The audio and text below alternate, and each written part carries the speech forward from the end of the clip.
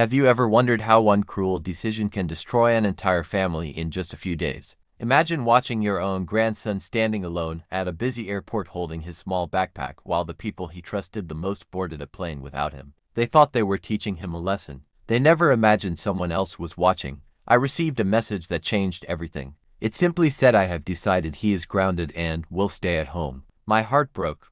But what happened over the next 3 days shocked everyone involved. Their expensive vacation ended in disaster. Family secrets came to light, relationships were tested, and one decision changed our family forever. Stay until the end because this story proves that protecting an innocent child is never the wrong choice. My name is Margaret and I am 71 years old. I have lived long enough to know that children can remember how adults make them feel. They may forget birthdays and expensive gifts, but they never forget abandonment. My grandson Ethan was 10 years old. He was quiet, polite, and loved reading adventure books. He had recently lost his mother when my son remarried. His new stepmother Laura always treated her own children differently, even though she insisted she loved them all equally. I noticed the little things. Different birthday presents, different rules, different affection. Ethan rarely complained because he wanted peace. One summer my son Daniel planned a 2-week family vacation. Ethan had been excited for months.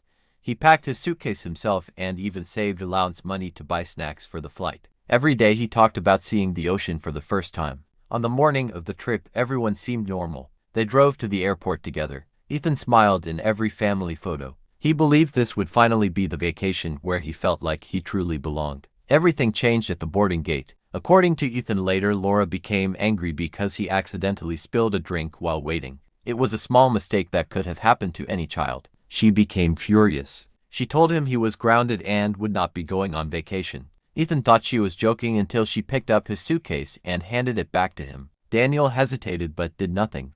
Laura took her own children by the hand and walked toward the boarding line. Ethan stood frozen as his father looked back only once before following them onto the plane. A few minutes later my phone vibrated. The message read, "I have decided Ethan is grounded and will stay home. Can you pick him up from the airport? We will discuss it when we get back." I read the message several times because I could not believe what I was seeing. I rushed to the airport as quickly as possible. When I arrived, Ethan was sitting on a bench hugging his backpack. He tried to smile when he saw me, but tears filled his eyes. He whispered one sentence that broke my heart. "Grandma, did I do something so bad that Dad stopped loving me?" No grandparent should ever hear those words. I hugged him tightly and promised that none of this was his fault. When we arrived home, I carefully documented everything. I saved every message. I photographed the boarding passes Ethan never used. I asked airport staff for information about how long he had been left alone. I contacted an attorney because abandoning a child in a public place is not simply poor parenting.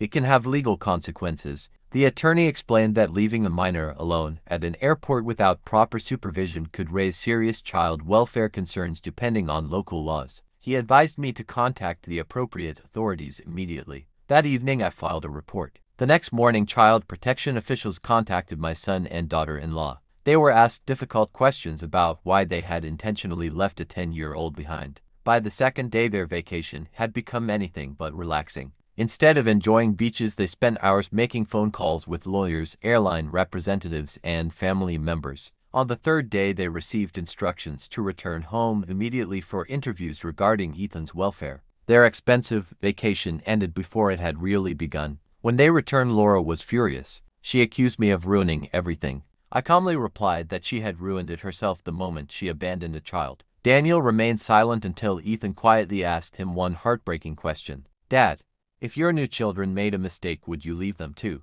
Daniel could not answer. For the first time, he realized the damage his silence had caused. Over the following weeks, our family entered counseling. Daniel admitted he had allowed fear of conflict to replace his responsibility as a father. Laura struggled to accept accountability but eventually understood that discipline should never become abandonment. The greatest challenge was helping Ethan rebuild his confidence. We spent weekends together. We visited museums, parks, and the beach he had dreamed about seeing. Slowly, his smile returned. Months later, Daniel apologized publicly to his son in front of the entire family. It did not erase the pain, but it was the beginning of healing. Looking back, I still remembered the image of Ethan sitting alone in that airport. It reminds me that children depend on adults to protect them. When adults fail, someone must step forward. I would make the same decision again without hesitation because no vacation is more valuable than a child's safety, dignity, and trust. Children never forget who stood beside them during the hardest moments of their lives. Standing up for a child may create conflict today, but it can protect their future forever. If this story touched your heart, please like this video, share it with your family, leave your thoughts in the comments, and subscribe for more powerful family stories every week.